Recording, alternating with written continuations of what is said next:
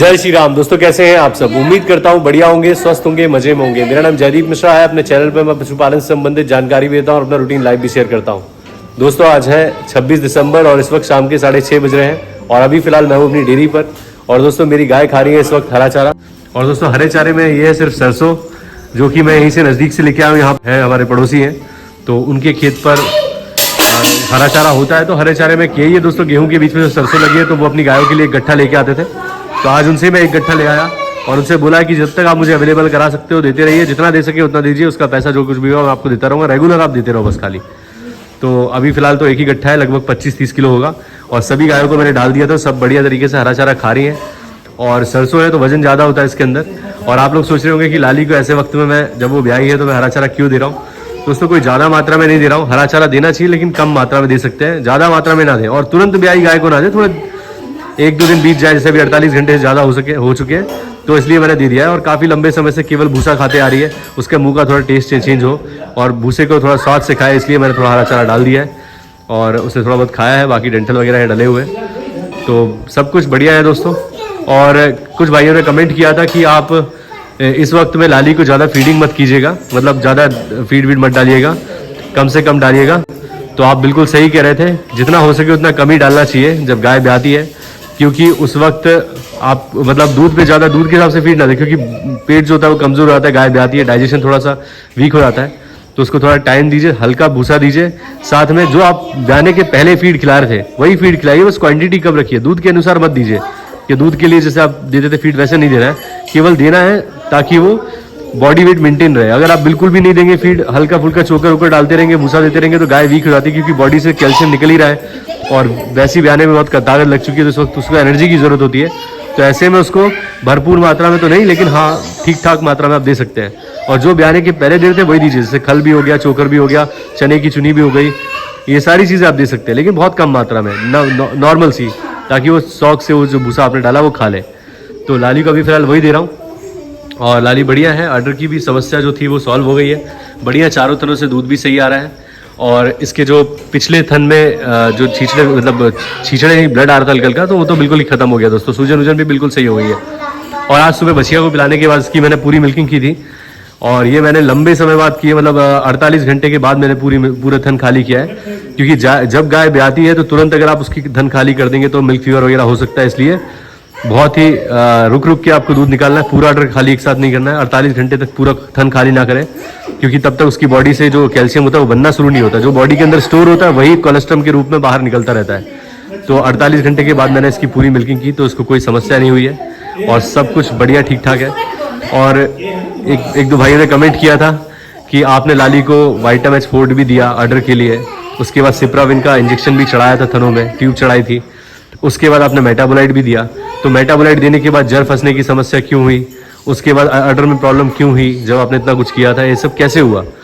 तो इसमें दोस्तों कोई समस्या नहीं है, जो कुछ भी मैंने दिया था उससे मुझे फ़ायदा ही हुआ है। अगर मैं ये चीज़ें ना देता तो समस्या ज़्यादा होती, जो समस्या बहुत ही जल्दी ठीक हो गई, ज़्यादा समस्या नहीं हुई। वो सारी दिक्कतें इसलिए हुई क्योंकि मैंने सारी चीज़ें दी थी। अगर मैं ये कुछ नहीं देता तो वो जड़ जो थोड़ी बहुत वो अपने आप से निकाल रही थी ना, वो भी नहीं निकालती, मुझे डॉक्टर से निकलवानी पड़ती, क्योंकि हरा चारा मेरे पास अवेलेबल नहीं है और वो दवाइयों के दम पे ही सारा कुछ हुआ है लाली का। तो इसलिए वो सही कंडीशन में खा भी रही है, सब कुछ ठीक ठाक है। अगर नहीं दिया होता तो अडर की भी आप, क्योंकि हरा चारा नहीं है तो और वाइटामिन 4 भी नहीं देते तो अडर की ग्रोथ भी नहीं होती, मस्टाइटिस होने की संभावना होती है। यही जो मस्टाइटिस मैं बोल रहा हूँ, असल में मस्टाइटिस की शुरुआत ही थी, हल्का सा सूजन थी, ऐसा कुछ नहीं था, थन दबने की वजह से भी ऐसा हो जाता है कई बार, लेकिन ये आगे आगे बढ़ के मस्टाइटिस का रूप ले सकता था। तो ये सारी चीज़ों को जो प्रिवेंट किया है, होने से रोका है, ये इन सारी चीज़ों ने किया है जो मैंने इसको दिया था। और पिछले ब्यात में लगभग 10 दिन तक इसके थन से, चारों थनों से ढंग का दूध आया ही नहीं दोस्तों, ना ही वो जो कोलेस्ट्रॉल निकलता वो भी ढंग का नहीं था, सिर्फ मस्टाइटिस की समस्या थी इसको पिछली बार। इस बार जो चढ़ाया मैंने तो उससे सारा दूध क्लियर है, चारों थनों से दूध साफ है, प्रॉपर चारों थनों की ग्रोथ अच्छी है। और जो छोटा थन है पिछला वाला, उससे भी दूध बढ़िया ही आ रहा है, उससे भी कोई समस्या नहीं है। आप देखिए ये वाला थन मैं बताता हूँ कि छोटा है, ये थन भी आप देखिए बिल्कुल सही है और दूध भी प्रॉपर है। तो सारी चीज़ें सही रही क्योंकि हमने इसको सब कुछ दिया है।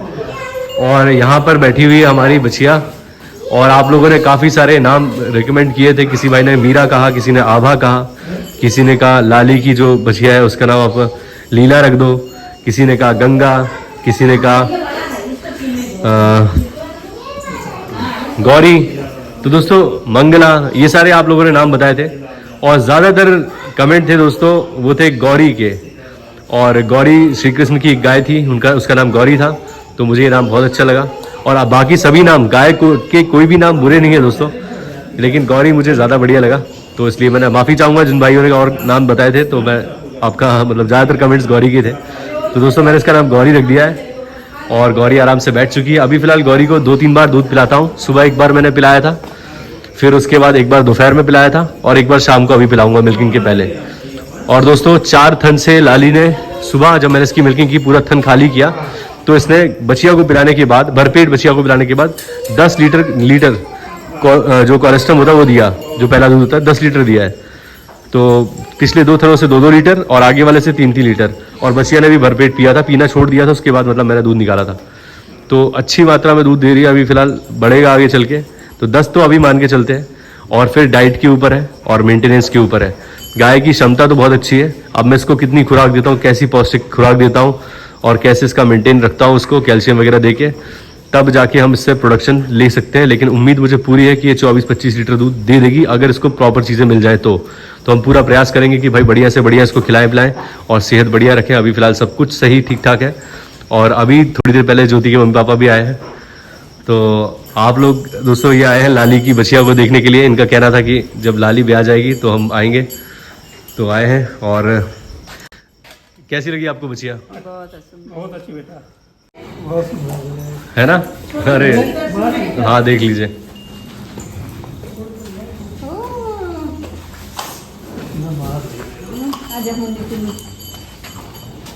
बस बस बस बस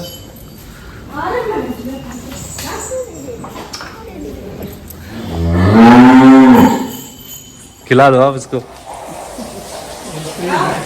हाँ दोनों बहनें हैं। इसी की जैसी हाँ हाँ आंखें भी सेम है।